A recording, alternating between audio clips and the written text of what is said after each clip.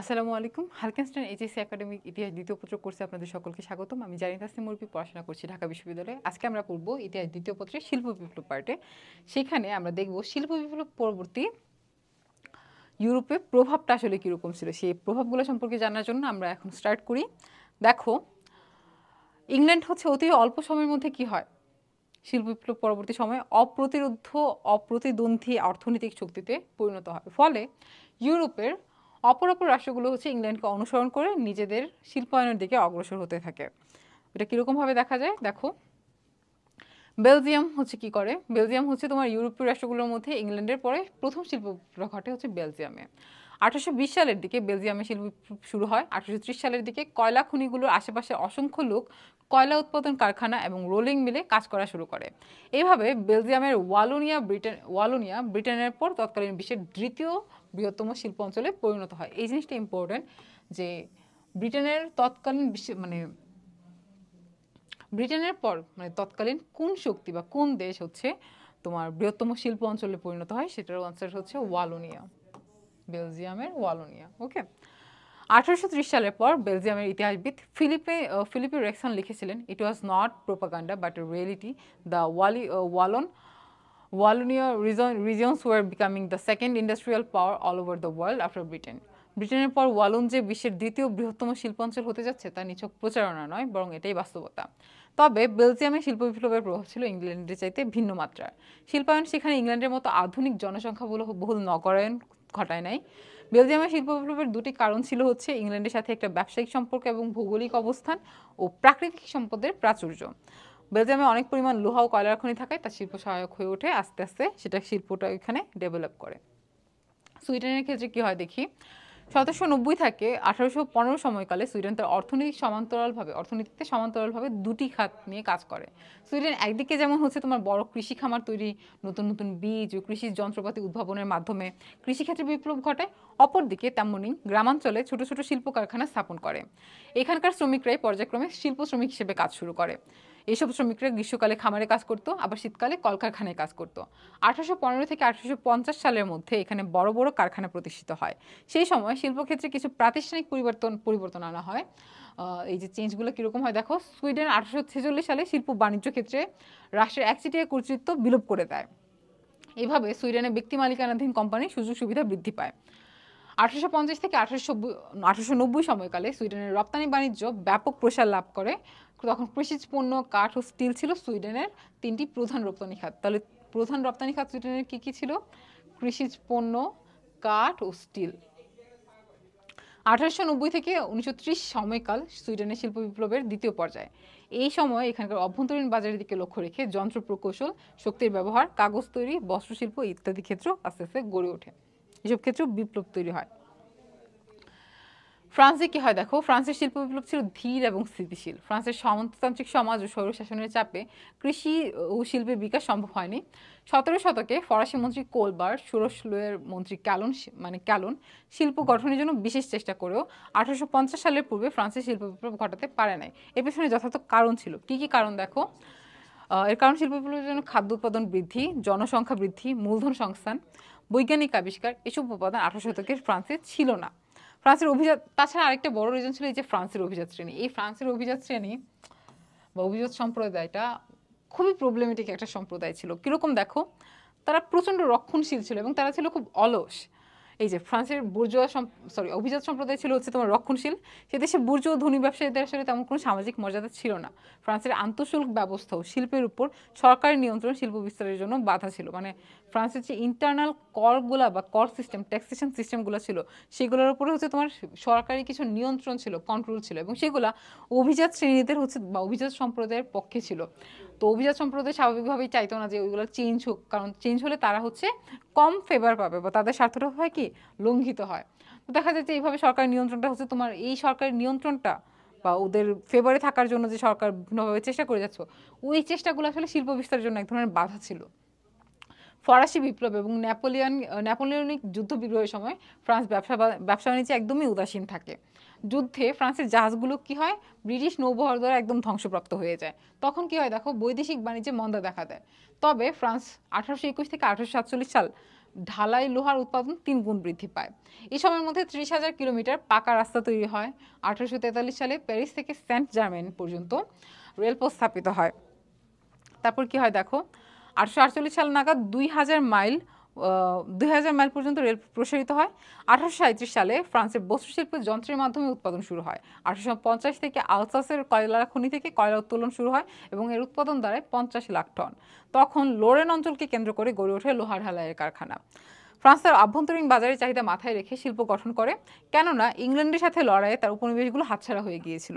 1870 সালে Franco German যুদ্ধে শিল্প ও খনি সমৃদ্ধ আলসাস ও লোরেন অঞ্চল জার্মানিকে ছেড়ে দিতে বাধ্য হলে ফ্রান্সের শিল্পের অগ্রগতি তখনও ব্যাহত হয়ে যায়।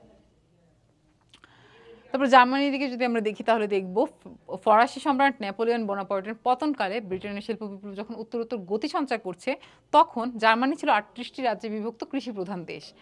মাত্র 1 শতকের মধ্যেই সেই জার্মানি ব্যবসা, বাণিজ্য, শিল্প ও সামরিক শক্তিতে ব্রিটেন ও ফ্রান্সের প্রবল প্রতিদ্বন্দ্বী হয়ে ওঠে।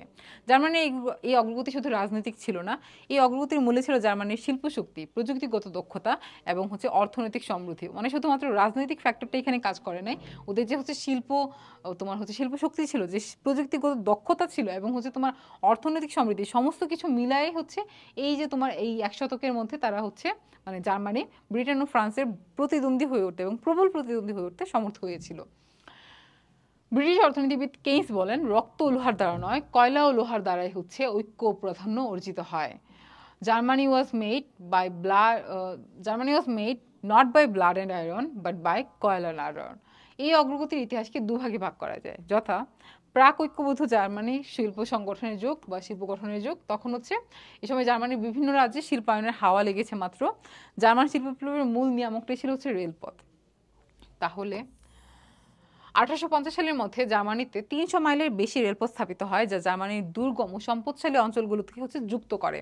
এরপর জার্মান বুর্জোয়া বণিক শ্রেণী জার্মানির 18টি রাজ্য নিয়ে 1935 সালে সর্বপ্রথম জোলবারেন বা শুল্ক সংগঠন গঠন করে। এই সময় সমগ্র জার্মানিতে একই হারে শুল্ক, মাপ, ওজন এবং একই মুদ্রা বিনিময় হার চালু হয়। প্রযুক্তিতে পিছিয়ে থাকার কারণে প্রথমে জার্মানি ব্রিটেন থেকেই প্রকৌশল যন্ত্রপাতি আমদানি করে এবং শীঘ্রই তারা এগুলো পরিচালনা এবং উন্নয়নে দক্ষ হয়ে ওঠে। দ্বিতীয় পর্যায়টা দেখো, এটা তোমার দ্বিতীয় পর্যায়ে ঐক্যবদ্ধ জার্মানির শিল্প গঠনের যুগ। এটা ছিল তোমার 1870 সাল থেকে 1924 সাল পর্যন্ত। 1870 সালে জার্মানির ঐক্যটা তোমার সংগঠিত হয় বা সাধিত হয়। এই সময় ফ্রান্সের কাছ থেকে খনি সমৃদ্ধ আলসেস ও লোরেন অঞ্চল হস্তগত হলে দেশটির রাষ্ট্রীয় মালিকানাধীন কোম্পানি গঠন করে ব্যাপকভাবে শিল্পায়নের দিকে এগিয়ে যায়। এক হিসাবে দেখা যায় 1880 সালে জার্মানি 9,800 লোকোমোটিভে 43,000 যাত্রী এবং 30,000 টন পণ্য পরিবহন করে। জার্মান প্রকৌশলীরা ব্রিটিশ, ফরাসি ও মার্কিনীদের মূল্যবান মেশিন আমদানি করে এনে খুলে ছাঁচ ঢালাই করে নতুন নতুন যন্ত্র তৈরি করতে সক্ষম হয়। জার্মানির সাফল্যের মূলে ছিল তোমার জার্মান জাতীয়তাবাদী চেতনা ও বিসমার্কে শক্তিশালী দেশ গঠনমূলক শাসন। ঠিক আছে, তারপর আমরা দেখি রাশিয়াতে কি হয়। ইউরোপীয় রাষ্ট্রগুলোর মধ্যে তোমার রাশিয়াতে শিল্পক্ষেত্রে বিপ্লবটা ঘটে সবার পরে। বলশেভিক বিপ্লবের পর রুশ সরকার পঞ্চবার্ষিক পরিকল্পনা শুরু করলে তবেই রাশিয়ায় শিল্পায়নটা শুরু হয়। তবে ইংল্যান্ডের সাথে রাশিয়ার শিল্পায়নের মৌলিক পার্থক্য রয়েছে। সেগুলো কি, ইংল্যান্ডে শিল্প বিপ্লব ঘটে স্বতঃস্ফূর্তভাবে এবং রাশিয়াতে তোমার পরিকল্পিতভাবে তোমার শিল্পায়নটা ঘটানো হয়। এটাই তোমার মৌলিক পার্থক্য ইংল্যান্ডের সাথে। স্বৈরতান্ত্রিক জার সরকারের রক্ষণশীল নীতি, ব্যাপক নিরক্ষরতা, মধ্যযুগীয় পরিবহন ব্যবস্থা, তারপর ভূমিধস প্রথা, মূলধন সরবরাহের স্বল্পতা, আন্তঃশুল্ক ব্যবস্থা ইত্যাদি রাশিয়ায় শিল্পায়নের বাধা ছিল। 1861 সালে জার দ্বিতীয় আলেকজান্ডার ভূমিদাস মুক্তি আইন রাশিয়ায় শিল্প প্রসারের সূত্রপাত ঘটায়। মুক্তিপ্রাপ্ত ভূমিদাসীদের একাংশ কাজের সন্ধানে শহরে চলে আসে এবং এরা তোমার শিল্প শ্রমিকে পরিণত হয়। এর ফলে মধ্যবিত্ত বুর্জোয়া প্রাপ্তি বা বুর্জোয়া শ্রেণী সেটার উদ্ভব ঘটে। 1880 থেকে 90 সাল নাগাদ পুরোদমে শিল্পায়ন শুরু হয়। এরপর তোমার জার সরকারি বেসরকারি তোমার যে উদ্যোগকে প্রাধান্য দিতে থাকে এই সময়। এতে করে পুঁজিবাদ তীব্র হয়, শ্রমিকের শোষণ বাড়ে, ফলে সমাজতান্ত্রিক আদর্শ তোমার জনপ্রিয়তা লাভ করে। 1917 সালে বলশেভিক বিপ্লবের মাধ্যমে কমিউনিস্ট সরকার স্থাপিত হলে রাষ্ট্রীয় উদ্যোগে তোমার শিল্পায়নটা স্টার্ট হয়। এরপর আমরা দেখব যে শিল্প বিপ্লবের ফলাফলটা বা উপনিবেশ শাসনের যে সূচনা সেটা আসলে কিরকম ছিল। শিল্প বিপ্লবের ফলাফল কি ছিল? শিল্প বিপ্লবের ফলাফল হিসেবে আসলে উপনিবেশ শাসনের সূচনা শুরু হয়েছিল। ঠিক আছে, আমরা স্টার্টটা দেখি কিরকম। ইতিবাচক ও নেতিবাচক দুই প্রকারের ভূমিকাই হচ্ছে এখানে লক্ষণীয় ছিল। শিল্প বিপ্লবের ফলে মানুষের জীবন আচরণে ব্যাপক পরিবর্তন আসে। এর ফলে নতুন নতুন কর্মসংস্থানের সৃষ্টি হয়, যা মানুষকে শহরমুখী করে তোলে। নতুন নতুন যন্ত্রপাতির আবিষ্কার উৎপাদনকে বহুগুণে বাড়িয়ে দেয়। এ কারণে কাঁচামাল ও প্রক্রিয়াজাত পণ্য দ্রুত বাজারজাত করা হচ্ছে তোমার সম্ভব হয়। স্টিম ইঞ্জিন চালিত দ্রুতগতির যে জলযানগুলা, সেগুলো হচ্ছে নদীপথে মানুষ এবং পণ্য সরবরাহে সহায়তা করে। সড়ক ও রেলপথ স্থাপিত হওয়ায় যোগাযোগ ব্যবস্থায় বিপ্লব ঘটে। এইসব সুবিধা মানুষের সামাজিক যে দূরত্ব আছে সেটাকে আসলে ডিস্টেন্সটাকে আস্তে আস্তে কমায় আনে বা গুছিয়ে দেয়। সড়ক ও রেলপথ স্থাপিত হওয়ায় যোগাযোগ ব্যবস্থায় বিপ্লব ঘটে। এইসব সুবিধা আচ্ছা, তাছাড়া বড় বড় শিল্প কারখানায় বিপুল সংখ্যক শ্রমিক কাজ করা শুরু করে এবং তারা কলকারখানা সংলগ্ন স্থানে বসবাস করতে আগ্রহী হয়, কারণ তাদের যেহেতু কারখানাতেই কাজ করতে হবে, সেখানে তো যাওয়ার জন্য একটু ইজি স্কোপ আর কি, সেটা মানে খুব তাড়াতাড়ি যাতে কারখানায় কাজের জন্য যাওয়া যায়। তো কারখানার আশেপাশে যে জায়গাগুলো আছে সেগুলোতে তারা বসবাস করা শুরু করে বা করতে আগ্রহী হয়। ফলে এতে কি হয় দেখো, ওই সমস্ত অঞ্চলে দ্রুত শহরায়ন ঘটে, তাড়াতাড়ি করে হচ্ছে সেখানে তোমার শহর বা নগর স্থাপিত হয়। নগরের জনসংখ্যা বৃদ্ধি পাওয়ার কারণে নতুন নতুন ব্যবসার ক্ষেত্র প্রস্তুত হয়। এর ফলে হচ্ছে তোমার সামগ্রিকভাবে যে জীবনযাত্রার মান আছে না, ওইটা হচ্ছে তোমার উন্নত হয়। তবে শিল্প বিপ্লবের ক্ষেত্রে আরেকটা জিনিস দেখো, তোমার নেতিবাচক যে প্রভাবটা ছিল সেই প্রভাবগুলো কিন্তু কম না। শহরগুলোতে মাত্রাতিরিক্ত লোকবস্তির কারণে স্বাস্থ্য সমস্যা দেখা দেয়, কারণ প্রচুর মানুষ সেখানে তোমার যেই হেলদি ওয়েতে সবকিছু মেনটেনেন্স করা ধীরে ধীরে অসম্ভব হয়ে যায় প্রায়। জনবহুল শিল্পনগরের কর্ম ব্যবস্থাপনা, পয় নিষ্কাশন ব্যবস্থা, তারপর হচ্ছে তোমার বিশুদ্ধ পানির যোগান দেওয়া, এই সমস্ত কিছু আগে ছিল একটা নির্দিষ্ট মানুষের জন্য। সেখানে হচ্ছে কি, শিল্প কারখানা স্থাপনের জন্য অনেক বেশি মানুষ আবার নতুন করে ইনভলভ হলো, নতুন করে চলে এলো, মাইগ্রেটেড হলো। তো তাদের জন্য যে নতুনভাবে সবকিছু ঢালাওভাবে সৃষ্টি করা, সেগুলো তো প্ল্যান্ট ছিল না। তো প্ল্যান্ট না থাকার কারণে কি হয়, এই জায়গাগুলোতে প্রবলেম দেখা দেয়। বিশুদ্ধ পানির যোগান দেওয়া আসলে কঠিন হয়ে পড়ে। তাছাড়া তোমার হচ্ছে কর্ম ব্যবস্থাপনা, এগুলো ম্যানেজ করা অনেক টাফ হয়ে যায়। পয় নিষ্কাশন ব্যবস্থা সেখানে প্ল্যান্ট ছিল না। এই ধরনের বিভিন্ন ধরনের ঝামেলা দেখা যায়। তারপরে দেখো, শিল্প বর্জ্যের কারণে প্রাকৃতিক পানির উৎস যেমন খাল, বিল, নদী তোমার হচ্ছে এগুলো দূষিত হয়ে পড়ে, কারণ শিল্প কারখানার বর্জ্যগুলো তো নর্মালি পানিতেই ফেলা হয়, মানে প্রবাহিত পানির মধ্যে ফেলা হয়। যেমন আমাদের যেমন বুড়িগঙ্গার পানি একদম দূষিত হয়ে গেল, কারণ কি, সেখানে হচ্ছে তোমার শিল্প বর্জ্য ফেলা হয়।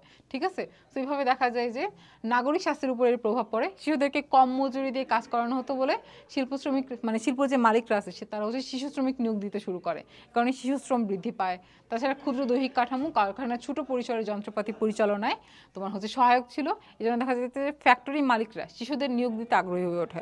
অথচ শিশুদের কাজ কি ছিল, শিশুদের তখন আসলে পড়াশোনা করার কথা, খেলাধুলা করার কথা, একটা সুস্থ সুশোভ পাওয়ার কথা। কিন্তু দারিদ্র্যের কারণে এবং হচ্ছে তোমার দারিদ্র্যটা কেন আসতো, একটা পুরুষ কর্মী বা একটা পুরুষ শ্রমিক 16-17 ঘন্টা কাজ করে যে বেতন পেত, সেটা আসলে তার পরিবারকে পরিচালনা করার জন্য যথেষ্ট ছিল না। ফলে দেখা যেত যে নারীরা এবং তাদের যে শিশু সন্তানরা তারাও কাজ করতে বের হতে বাধ্য হতো।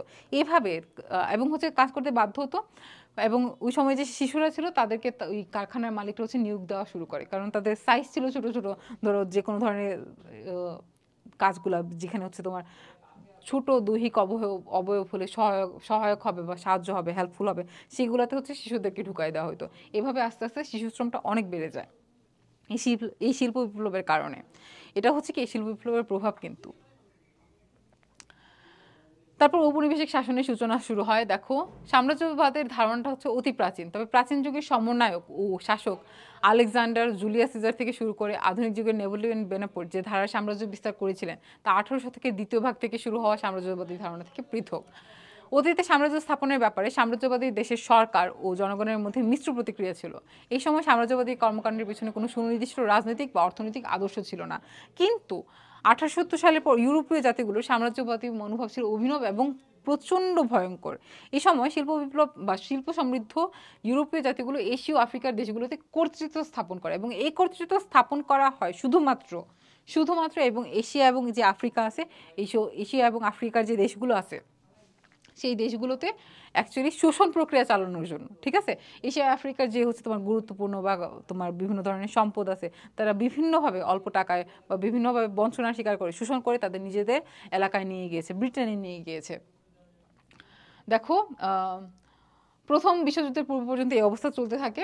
এই জন্য 1870 থেকে 1914 সময়কে ইতিহাসবিদগণ নাম দিয়েছেন সাম্রাজ্যবাদের যুগ। এই সাম্রাজ্যবাদ পূর্বের সাম্রাজ্যবাদ থেকে আসলে অনেক ভিন্ন ছিল, এবং পূর্বের সাম্রাজ্যবাদে অন্তত ওইভাবে শোষণ করার যে ইন্টেন্সিটিটা অত বেশি ছিল না যত হচ্ছে তাদের মধ্যে ছিল। তারা শুধুমাত্র শোষণ করার জন্যই যেত, এই জন্য এটাকে ভয়ঙ্কর বলা হচ্ছে। আচ্ছা, তারপর হচ্ছে তোমার মুনাফা লাভের আশায় শিল্প মালিকরা বাড়তি পণ্য উৎপাদন করে। এই বাড়তি পণ্য বিপণন ও সস্তায় কাঁচামাল সংগ্রহের জন্য পুঁজিবাদী রাষ্ট্রগুলো উপনিবেশ দখল করে। কিন্তু বিশ্বে উপনিবেশের সংখ্যা সীমিত হওয়ায় পুঁজিবাদী রাষ্ট্রগুলো কি হয়, পারস্পরিক দ্বন্দ্বে লিপ্ত হয়। অর্থাৎ তুমি যে উপনিবেশ স্থাপন করবা, উপনিবেশ স্থাপন করার জায়গা তো আসলে তোমার লিমিটেড। ওই লিমিটেড জায়গাগুলো দখল করার জন্য তখন হচ্ছে এই যে পুঁজিবাদী রাষ্ট্রগুলো আছে বা তোমার যে শক্তিগুলো আছে, তখন কি হয়, এই যে পুঁজিবাদী রাষ্ট্রগুলো একে অপরের সাথেই দ্বন্দ্বে লিপ্ত হয়। মানে যারা হচ্ছে শিল্পোন্নত ছিল তারাই একে অপরের সাথে বিভিন্ন ধরনের কনফ্লিক্টে জড়িত হয়। তার মধ্যে প্রথম বিশ্বযুদ্ধ এই কারণে সৃষ্টি হয়েছিল। তবে ডেভিড টমসন প্রমুখ ইতিহাসবিদ উপনিবেশবাদের পশ্চাতে শুধু অর্থনৈতিক কারণ ছিল বলে মনে করেন না। তাদের মতে কানাডা, অস্ট্রেলিয়া, নিউজিল্যান্ডকে ঔপনিবেশিক শাসন থেকে মুক্ত করে দিলে এসব রাষ্ট্রের সাথে ব্রিটেনের বাণিজ্য বৃদ্ধি পায়। আমেরিকা ব্রিটেন থেকে হচ্ছে স্বাধীন হওয়ার পর ব্রিটেনের সাথে তার বাণিজ্য বহুগুণে বৃদ্ধি পায়। অ্যাডাম স্মিথ এর ব্যাখ্যা দিয়েছেন এভাবে, উপনিবেশ রক্ষার জন্য যে ব্যয় উপনিবেশগুলো হতে আয় তার থেকে হচ্ছে বেশি নয়। মানে তোমার এই উপনিবেশগুলোর বাঁচানোর জন্য বা আমার যে হচ্ছে তোমার এগুলা কলোনিগুলো আমি স্থাপন করেছি সেগুলোকে বাঁচানোর জন্য আমার যে খরচ হতো, সেই খরচ আসলে আয় থেকে বেশি ছিল না। গ্লাডস্টোন তাই ব্রিটেনকে উপনিবেশগুলো থেকে মুক্ত হতে বলেন। তৎকালীন ব্রিটিশ প্রধানমন্ত্রী ডিসরেলি আরেক ধাপ এগিয়ে আমেরিকার ব্রিটিশ উপনিবেশ সম্পর্কে বলেছিলেন, এই হতভাগ্য উপনিবেশগুলো শীঘ্রই হচ্ছে মুক্তি পাবে। এগুলো ব্রিটেনের গলায় ভারী পাথরের মতোই কি হয়েছে, ঝুলে আছে। ঠিক আছে, তার মানে ওই সময় যে কলোনিগুলো বা তোমার যে উপনিবেশগুলো স্থাপিত হয়েছিল সেগুলো সম্পর্কে আসলে যে তোমার পুঁজিবাদী রাষ্ট্রগুলো বা তাদের যে অর্থনীতিবিদ বা তাদের যে হচ্ছে তোমার বিভিন্ন রাষ্ট্রীয় ব্যক্তিবর্গ আছেন, তাদের আসলে পজিটিভ মনোভাব ছিল না। কারণ একটা সময় দেখা গেছে শোষণ করতে করতে সেখান থেকে আর নতুন করে শোষণের আর কিছু বাকি নাই। ফলে তাদেরকে রক্ষণাবেক্ষণ করার জন্য যে ব্যয়ভার আমাকে বহন করতে হচ্ছে বা যেই দখলদারিত্ব বজায় রাখার জন্য আমাকে যে পরিমাণ এফোর্ট দিতে হচ্ছে, ওই এফোর্টটা আসলে আমি সেখান থেকে যে রিটার্ন পাচ্ছি তার সাথে অত বেশি যাচ্ছিল না। মানে সেটার জন্য তত অর্থে ছিল না তাদের কাছে তখন মনে হচ্ছিল। তো তারা কি বলেছিল দেখো, আবার কথাটা আমি বলি, এই হতভাগ্য উপনিবেশগুলো শীঘ্রই মুক্ত হবে। এগুলো আসলে ব্রিটেনের গলায় ভারী পাথরের মতোই ঝুলে আছে। ওকে, তারপরে দেখো কি হয়। তবে বেশিরভাগ ইতিহাসবিদগণ মনে করেন ফ্রাঙ্কো জার্মান যুদ্ধের পর ইউরোপের প্রধান প্রধান দেশগুলোর মধ্যে এই অঘোষিত প্রতিদ্বন্দ্বিতা, পারস্পরিক সন্দেহ থাকায় বিশ্বের গুরুত্বপূর্ণ সামরিক ঘাঁটি ও উপনিবেশের সম্পদ দখল করে নিজ নিজ রাষ্ট্রের শক্তি ও সম্পদ বৃদ্ধির জন্য প্রতিযোগিতা শুরু হয়। তুমি জাস্ট চিন্তা করো এখানে কি কথাটা বলছে, যে ফ্রাঙ্কো জার্মান যুদ্ধের পর ইউরোপের প্রধান প্রধান দেশগুলোর মধ্যে এই অঘোষিত প্রতিদ্বন্দ্বিতা, পারস্পরিক সন্দেহ থাকায় বিশ্বের গুরুত্বপূর্ণ সামরিক ঘাঁটি উপনিবেশের সম্পদ দখল করে নিজ নিজ রাষ্ট্রের শক্তি সম্পদ বৃদ্ধির জন্য প্রতিযোগিতা শুরু হয়। এই যে কিছুক্ষণ আমরা বললাম না, দেখো কোথায় কোথায় কোথায় কোথায় ওয়েট আ মিনিট, এই যে আমরা ভয়ঙ্কর শব্দটা ইউজ করেছিলাম, এই শব্দটার ব্যাখ্যা হচ্ছে এই কথাটাতে আছে যে তারা কেন এই কাজটা করেছিল। এই যে দেখো, নিজ নিজ রাষ্ট্রের শক্তি সম্পদ বৃদ্ধির জন্য আসলে প্রতিযোগিতা শুরু হয়। তারা অন্য দেশের বা অন্য কলোনির, ওই যে এশিয়া আফ্রিকা মহাদেশের যে দেশগুলো ছিল সেই দেশগুলো থেকে বিভিন্ন ধরনের গুরুত্বপূর্ণ বা হচ্ছে তোমার ভৌগোলিকভাবে যে হচ্ছে তোমার তাৎপর্যপূর্ণ যে জিনিসগুলো আছে সেগুলো দিয়ে এবং অর্থের মাধ্যমে তো অবশ্যই শোষণের মাধ্যমে তারা মেইনলি নিজেদের রাষ্ট্রের শক্তি এবং হচ্ছে সম্পদ বৃদ্ধির জন্য প্রতিযোগিতা শুরু করে। এই জন্য এই সময়ের যে সাম্রাজ্যবাদটা আছে সেই সাম্রাজ্যবাদকে আমরা বলেছি ভয়ঙ্কর। 1833 সালে জন শিলি ভবিষ্যৎবাণী করেন যে মার্কিন যুক্তরাষ্ট্র ও রাশিয়ায় যেরূপ ক্ষমতা বাড়ছে তাতে শীঘ্রই তারা ফ্রান্স, ব্রিটেন ও জার্মানিকে ছাড়িয়ে যাবে। ভবিষ্যতে এমন দিন আসতে পারে যেদিন ডেনমার্ক ও গ্রিসের ন্যায় ব্রিটেন ও ফ্রান্স সাধারণ দেশে পরিণত হবে। সুতরাং উপনিবেশ দখল করে লোকবল, সম্পদ ও সামরিক ঘাঁটি না বাড়ালে ব্রিটেন, ফ্রান্স বা জার্মানি তাদের বর্তমান মর্যাদা ও আধিপত্য বজায় রাখতে পারবে না। এই মতবাদ এইসব দেশের শাসক গোষ্ঠীকেও প্রভাবিত করে। মানে তারা হচ্ছে এটা নিয়ে বিচলিত হয় যে অ্যাকচুয়ালি তো ওরকম হইতে পারে। তো তারা তখন কি করে, তারাও হচ্ছে ওই অন্যান্য দেশগুলোর মতো নিজেদের লোকবল ও সম্পদ হচ্ছে যে সামরিক ঘাঁটি বাড়ানোর জন্য ওই সমস্ত দেশ থেকে পুঁজি বা অর্থ নিতে বা হচ্ছে তোমার বিভিন্ন ধরনের হেল্প নিতে শুরু করে, বিভিন্নভাবে শোষণ করা শুরু করে, হেল্প না বলি। আচ্ছা, উপনিবেশ বিস্তারটা দেখো আফ্রিকাতে কিরকম হয়েছিল। 1870 সাল পর্যন্ত আফ্রিকা মহাদেশ বাইরের জগতের কাছে অনাবিষ্কৃত অঞ্চল ছিল। ঠিক আছে, কত সাল পর্যন্ত? 1870 সাল। এই সময় এই মহাদেশে শুধু সাহারার উত্তর আলজেরিয়ায় ফরাসি উপনিবেশ ছিল, আর উত্তর-মহাসাগরী ও হচ্ছে তোমার ট্রান্সভালে ছিল ব্রিটিশ উপনিবেশ। ঠিক আছে, ফরাসি স্থপতি ফার্ডিনান্ড ডি লসেফ সুয়েজ খাল খনন করে ভূমধ্যসাগর ও লোহিত সাগরকে সংযুক্ত করলে মিশরের সামরিক অর্থনৈতিক গুরুত্ব বেড়ে যায়। ফ্রান্সের প্রভাবে সুয়েজ খাল নির্মিত হওয়ায় মিশরে ফরাসি প্রভাব বৃদ্ধি পায়। ব্রিটিশ প্রধানমন্ত্রী ডিসরেলি ভারতের সাথে যোগাযোগের ক্ষেত্রে গুরুত্বপূর্ণ এই জলপথটি নিয়ন্ত্রণে তৎপর হয়ে ওঠেন। 1875 সালে অর্থাভাবে মিশরীয় শাসক ইসমাইল পাশা সুয়েজ খালের শেয়ার বিক্রির প্রস্তাব দেন এবং ব্রিটেন 4,80,000 পাউন্ড মূল্যে 1,76,602টি শেয়ার কিনে নেয়। ফ্রান্স এতে আপত্তি জানায়। অবশেষে 1876 সালে সুয়েজ খাল এলাকায় ইঙ্গো ফরাসি কন্ডোমিনিয়াম স্থাপিত হলে মিশর পরোক্ষভাবে ইঙ্গো ফরাসি ঔপনিবেশিক মানে মিশরে আস্তে আস্তে কি হয়, ইঙ্গো ফরাসি যে ঔপনিবেশিক আছে সেটা হচ্ছে অনুপ্রবেশ ঘটায় বা অনুপ্রবেশ ঘটে যায়। ইসমাইল পাশার মৃত্যুর পর তৌফিক পাশার সময় জার্মানির চ্যান্সেলর বিসমার্কের প্ররোচনায় আরবি পাশার জাতীয় দল শ্বেতাঙ্গ বিরোধী দাঙ্গা শুরু করে।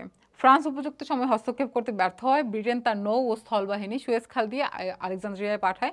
1882 সালে ব্রিটিশ সেনাদল আরবি পাশার জাতীয় সেনাদলকে পরাস্ত করে কায়রোটাকে দখল করে নেয়। ব্রিটিশ সেনাদল মিশরের শান্তি শৃঙ্খলা রক্ষার কথা বলে সেখানে অবস্থান করে এবং মিশর ও সুয়েজ খাল অঞ্চল দখল করে নেয়। 1954 সালে মিশরী জাতীয়তাবাদী নেতা জামাল আব্দুল নাসেরের আগমন পূর্ব পর্যন্ত মিশরে ব্রিটিশ দখলদারিত্ব অব্যাহত ছিল। আবার সাহারার উত্তরে সুদান ছিল নীল নদের উৎসভূমি। সুদান মিশরের ইসমাইল পাশার অধীন ছিল। এই অজুহাতে ব্রিটেন সুদানে ব্রিটিশ প্রশাসক নিযুক্ত করলে সেখানকার যে জাতীয়তাবাদী আন্দোলন আছে সেখানে হচ্ছে তোমার সেই আন্দোলনটা শুরু হয়। 1884 সালের পর ব্রিটিশ সেনারা খার্তুম দখল করতে সক্ষম হয়। তবে দক্ষিণ সুদানে আধিপত্য ত্যাগ করে নীল নদের উৎস সহ উত্তর সুদানে তাদের দখলটা হচ্ছে বজায় রাখে। এই সময় এশিয়ার আফগান সীমান্তে রাশিয়ার অগ্রগতিতে ভারতের উত্তর পশ্চিম সীমান্তে ইঙ্গো রুশ সংঘর্ষের আশঙ্কায় ব্রিটেন দক্ষিণ সুদানে অগ্রসর হয়নি। এইভাবে সাহারের উত্তর মিশর ও সুদানে ব্রিটেন আধিপত্য বিস্তার করে।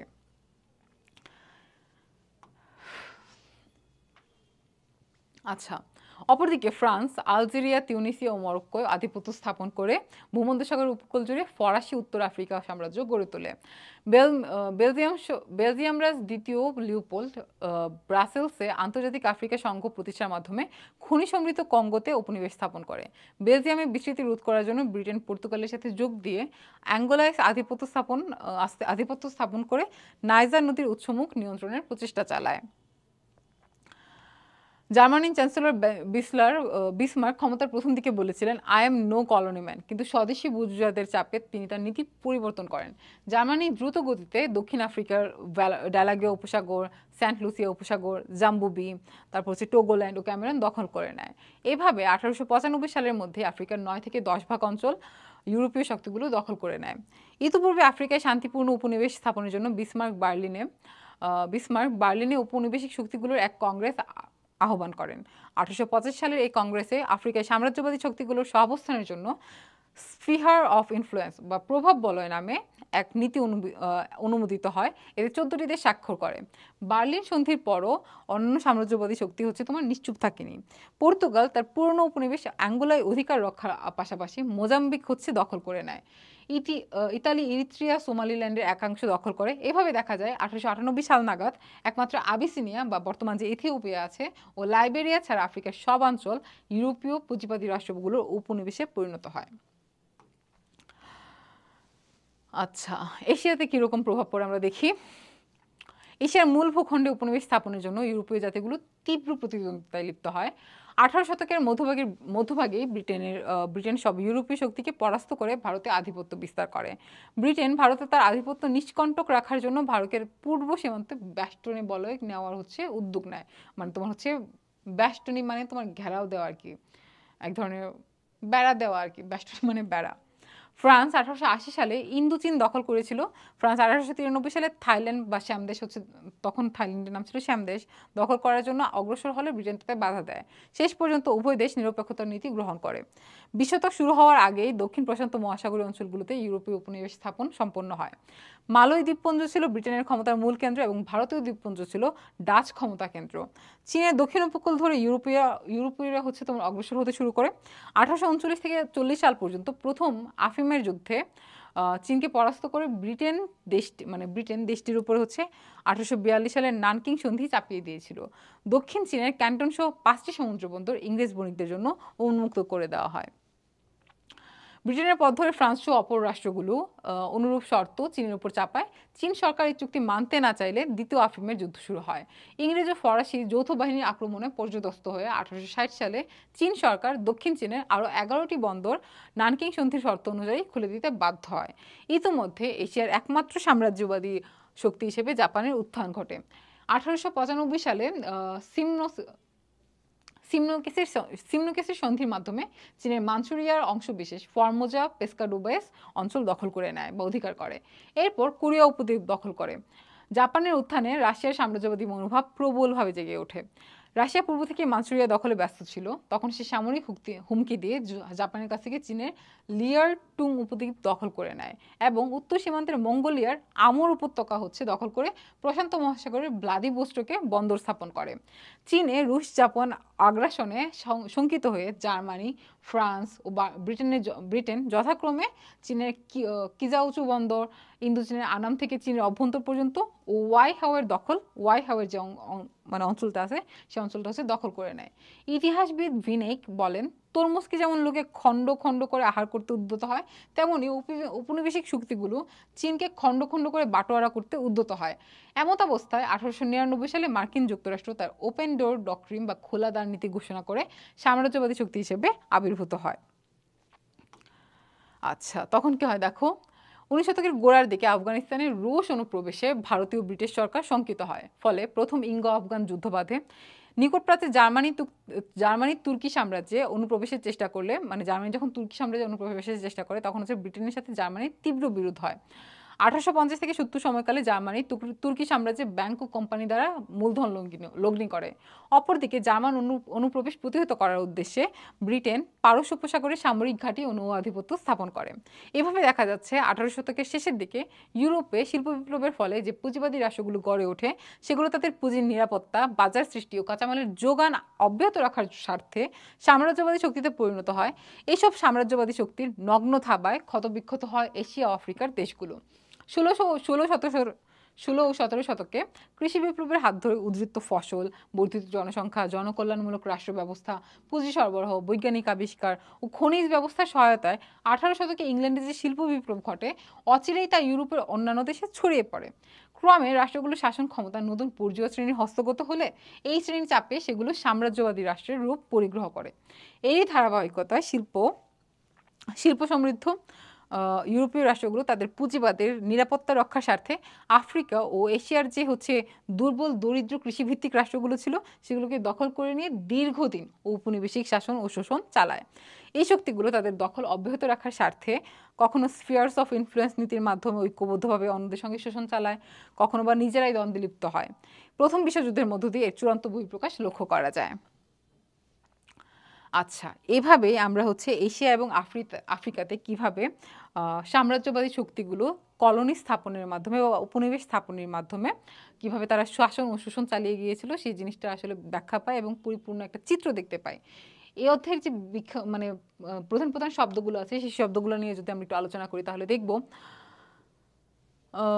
শিল্প বিপ্লব বলতে কি বোঝায়। শিল্প বিপ্লবটা আসলে তোমার সাধারণত উৎপাদন ব্যবস্থার যে ব্যাপক রূপান্তর প্রক্রিয়াটা আছে সেটাকে বোঝাইতেছে।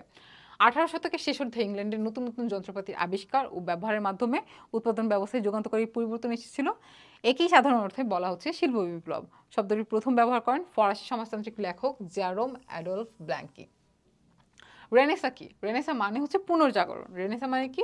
পুনর্জাগরণ। তবে 15 শতকে ইউরোপের বিভিন্ন দেশে প্রাচীন গ্রিক বিদ্যার চর্চা নতুন করে শুরু হওয়ার কারণে মানুষের চিন্তা চেতনায় যে পরিবর্তন সাধিত হয় তাকেই রেনেসা বলে অভিহিত করা হয়েছে।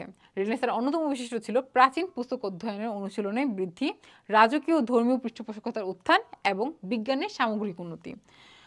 আয়রন এজটা কি? লোহাকে নানাবিধ উপায়ে ব্যবহারের প্রক্রিয়া আবিষ্কার এবং তোমার এর অনুসরণের মাধ্যমে ইংল্যান্ডে আয়রন এজ নামে পরিচিত শিল্পায়িত যুগের সূচনা ঘটে।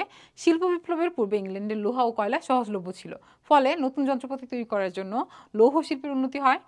1760 সালে স্কটল্যান্ডের কারণে লোহা কলকারখানায় কয়লার সাহায্যে লোহা গলানোর পদ্ধতি আবিষ্কৃত হয়। স্কটল্যান্ডে ক্যারন লোহা কলকারখানায়, কারখানাটার নাম ছিল ক্যারন, ঠিক আছে, ক্যারন লোহা কারখানা। সেখানে তোমার কিভাবে লোহা গলানো যায় সেই পদ্ধতি আবিষ্কৃত হয় তখন হচ্ছে লোহার ব্যবহারটা সহজ হয়ে যায়। এরপর হেনরি কার্ট গলিত লোহা মানে কাঁচা লোহাকে পেটা লোহায় পরিণত করার পদ্ধতি আবিষ্কার করেন। এভাবে ইংল্যান্ডে আয়রনের যেটা সেটা হচ্ছে সূত্রপাত ঘটে। দরিদ্র আইনটা কি? দরিদ্র আইন হলো ব্রিটেনের রানী প্রথম এলিজাবেথের সময় প্রণীত একটি আইন যার লক্ষ্য ছিল দারিদ্র্য দূর করা। ১৬০১ সালে প্রণীত এই আইন তৎকালীন ইংল্যান্ডের দরিদ্রদের প্রতি সহানুভূতি প্রকাশ পায়। তবে পাশাপাশি এই আইনটি জনগণের প্রতি প্রশাসনের নিষ্ঠুর আচরণের সুযোগ করে দেয়। দরিদ্র আইনে অভ্যন্তরীণ ত্রাণ, বাইরের ত্রাণ, খাবার, পোশাক এমনকি ভিক্ষুকদের বিষয়ে নির্দেশনা দেওয়া হয়। এতে বলা হয় দরিদ্র বাবা মা এবং সন্তানেরা একে অপরের দায়িত্ব নেবে এবং বৃদ্ধ বাবা মা তাদের সন্তানদের সাথে বাস করবে। পৃথিবীর কর্মশালা। শিল্প বিপ্লবের ফলে ইংল্যান্ড পৃথিবীর প্রধান কর্মশালায় পরিণত হয়। ব্যবসায়ীরা বড় বড় শিল্প কারখানায় বিপুল মূলধন খাটিয়ে প্রচুর পণ্য সামগ্রী উৎপাদন করতে শুরু করে। একক মালিকানায় যেসব বৃহৎ প্রতিষ্ঠান গড়ে ওঠে মানে গড়ে তোলা সম্ভব ছিল না, সেগুলো যৌথ মালিকানায় এবং যৌথ মূলধনী কারবারে রূপান্তরিত হয়। ইংল্যান্ডের অভ্যন্তরীণ অর্থনৈতিক বিকাশের সঙ্গে সঙ্গে এর বৈদেশিক বাণিজ্য অনেকগুণ বেড়ে যায়। ইংল্যান্ডের শিল্পজাত দ্রব্য অনেক বেশি রপ্তানি হতে থাকে। এই কারণে ইংল্যান্ডকে পৃথিবীর কর্মশালা বলা হয়। ম্যানর প্রথা। মধ্যযুগে ইংল্যান্ডের কৃষি ব্যবস্থায় ম্যানর পদ্ধতি চালু ছিল। এই পদ্ধতি ছিল সামন্ততন্ত্রের অন্যতম ভিত্তি। এই প্রথার মাধ্যমে একটা গ্রামের সব জমি একত্রে চাষ করে নিজেদের প্রয়োজনীয় পণ্য উৎপাদন করা হয়। তাই এই ম্যানর পদ্ধতি বা প্রথা। ম্যানর চাষিরা ছিল মূলত ভূমিদাস। আচ্ছা, গ্লোবালাইজেশনটা কি? গ্লোবালাইজেশনটা হচ্ছে পারস্পরিক ক্রিয়া ও আন্তঃসংযোগ সৃষ্টিকারী এমন একটা পদ্ধতি যা বিভিন্ন দেশের সরকার, প্রতিষ্ঠান এবং জনগণের মধ্যে সমন্বয় ও মিথস্ক্রিয়ার সূচনা করে। শিল্প বিপ্লবের পর থেকে বৈজ্ঞানিক আবিষ্কারের ফলে প্রযুক্তিগত বিশ্বায়নটা হচ্ছে তোমার সৃষ্টি হয় বা শুরু হয়। প্রযুক্তিগত বিশ্বায়নের ফলে অর্থনৈতিক বিশ্বায়ন শুরু হয়। পৃথিবীর এক প্রান্তে তৈরি পণ্য অপর প্রান্তে সহজলভ্য হয়। বর্তমানে বিশ্বায়নের প্রভাবে বিশ্বের দেশগুলোর পারস্পরিক সম্পর্ক জোরদার হচ্ছে। তো এরই মধ্য দিয়ে আমরা হচ্ছে বিভিন্ন যে গুরুত্বপূর্ণ শব্দগুলো আছে সেগুলোর ব্যাখ্যা দেখলাম এবং এরই মধ্য দিয়ে আমাদের হচ্ছে ইতিহাস দ্বিতীয় পত্রের প্রথম অধ্যায় যে শিল্প বিপ্লব অধ্যায়টা ছিল সেটার পরিপূর্ণ সমাপ্তি ঘটে। আমরা হচ্ছে এই অধ্যায়টা শেষ করতে পারি এবং পরবর্তীতে যে সমস্ত সমস্যাগুলো আছে সেই সমস্যাগুলো সমাধানের জন্য তোমাদের কাছে এই দ্বারটা ওপেন রাখা হয়েছে। তোমরা প্লিজ যে কোনো ধরনের সমস্যা আমাদেরকে রিচ করো। কোথাও যদি বুঝতে সমস্যা হয় সেগুলো কমেন্টে জানাও। আর হচ্ছে পড়াশোনাটা ভালো করে করো। ইতিহাস দ্বিতীয় পত্র, ইতিহাস একটু মুখস্থের বিষয় আছে। ইতিহাস দ্বিতীয় পত্রের মুখস্থটা আরেকটু বেশি। এখানে তোমার ইনফরমেশন আরও একটু বেশি মনে রাখতে হয়, কারণ তোমার 100 নম্বরের পরীক্ষা হবে। সেখানে তোমার দেখা যাবে যে মনে না রাখলে ভালো করা সম্ভব না। তো চেষ্টা করো ভালো করে পড়ার, একটু বেশি সময় দেওয়ার, একটু বেশি এফোর্ট দেওয়ার যারা ইতিহাস নিয়েছো। আর হচ্ছে একটু মজা নিয়ে পড়ার চেষ্টা করো, জানার জন্য পড়ার চেষ্টা করো, বোঝার জন্য পড়ার চেষ্টা করো। এভাবে যদি পড়ো আশা করা যায় ইতিহাস দ্বিতীয় পত্রে তোমরা একটা ভালো রেজাল্ট করতে সক্ষম হবে। আর সহায়তার জন্য তো আমরা রয়েছি। ধন্যবাদ তোমাদের সবাইকে। ভালো থেকো, সুস্থ থেকো এই কামনায় আজকে শেষ। আসসালামু আলাইকুম।